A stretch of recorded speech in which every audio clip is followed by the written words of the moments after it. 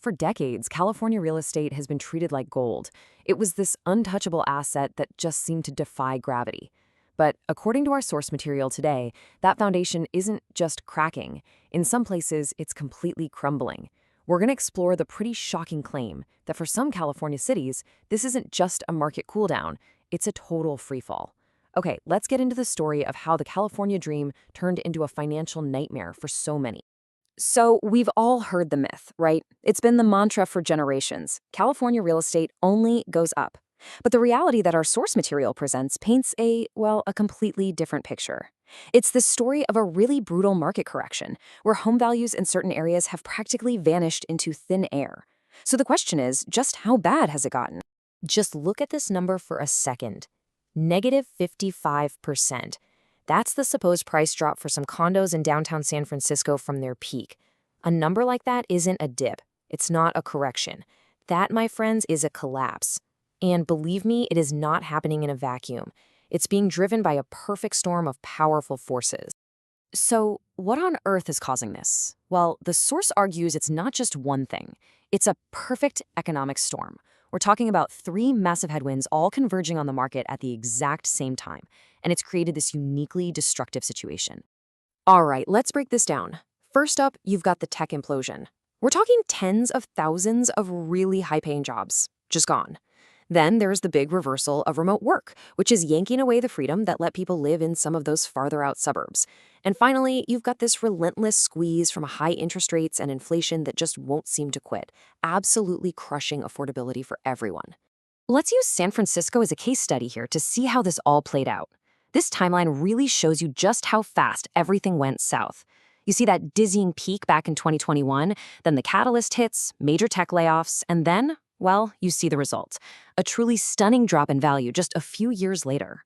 And what's so striking about this chart is the sheer visual cliff you're looking at. A peak of $1.6 million all the way down to around $950,000. That's a drop of about 40% for the median home. It has just wiped out hundreds of thousands of dollars in equity, seemingly overnight. And it's not just homes. Oh no. The commercial real estate market is getting absolutely hammered too. 34%. That's the reported commercial office vacancy rate in San Francisco in early 2025. You gotta understand, when the economic heart of a city goes quiet like that, the shockwaves ripple all the way out to the residential streets. This quote from the source just perfectly captures the impossible financial trap people find themselves in.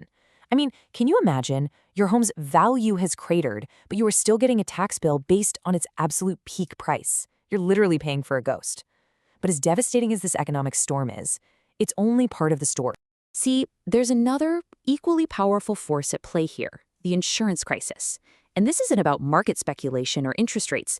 This is about the ballooning, non-negotiable cost of just trying to protect your biggest asset from the growing threat of climate-related disasters.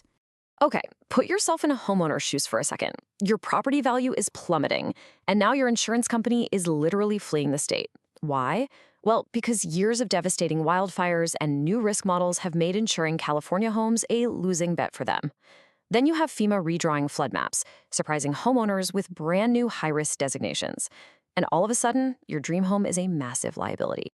So what does this actually mean for the people living in these cities? It means they are getting squeezed from all sides. In Lancaster, being in a fire hazard zone is crushing home values. Over in Stockton, it's new flood risks popping up. And in coastal Oxnard, premiums are reportedly soaring past $6,000 a year. This isn't an optional expense, right? It's a fixed cost that is crippling household budgets. Wow. This quote from a Stockton resident is it's devastating. It connects the dots perfectly between the financial desperation people are feeling and this broader decline in their quality of life. It paints a picture of a community under an immense amount of strain. And it brings up a really critical question. Were these cities ever prepared for this kind of pressure? Okay, so we've looked at the economic storm and the insurance crisis. But our source argues there's a third, and maybe the most fundamental factor at play. And that's the idea that many of these cities were basically built on a foundation of sand. Years of mismanagement and risky overbuilding, all papered over by a boom market. And now, the tide has gone. Let's take Palmdale, for example. The promise was this suburban paradise for people commuting into LA. But the reality now, according to the source, is a ghost town of half-finished houses and empty lots. It's actually described as a liquidation zone, where that dream of home ownership has just evaporated into dust. A 62% year-over-year increase in foreclosures in Stockton. That is not just a statistic, you guys. That is a powerful signal of widespread, deeply personal financial suffering. It's like a wildfire of distress spreading from one house to the next.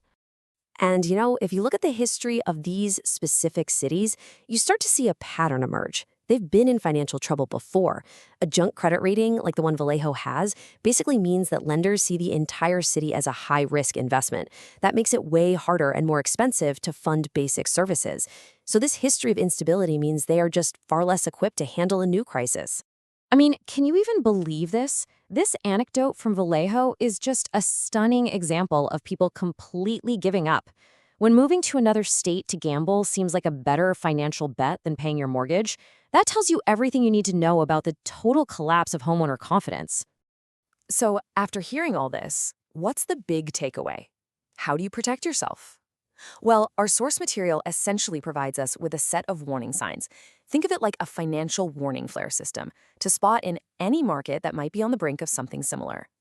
So if you're looking at a market, and I mean anywhere, here are 5 huge red flags to watch for. Number 1, the insurer exodus. It's a massive vote of no confidence. 2, the stall, when houses just start sitting on the market forever. 3, rising defaults. Obvious but crucial. 4, what I call the begging, when every single listing is shouting about price drops. And number 5, the ghost town effect downtown. And all of this brings us to the final, unavoidable question. Are we just watching a temporary, although very brutal, market correction, or are we witnessing something much more profound, a permanent, fundamental shift in what the California dream even means anymore? It's a question with no easy answers, but it's one that is going to define the state for a generation to come.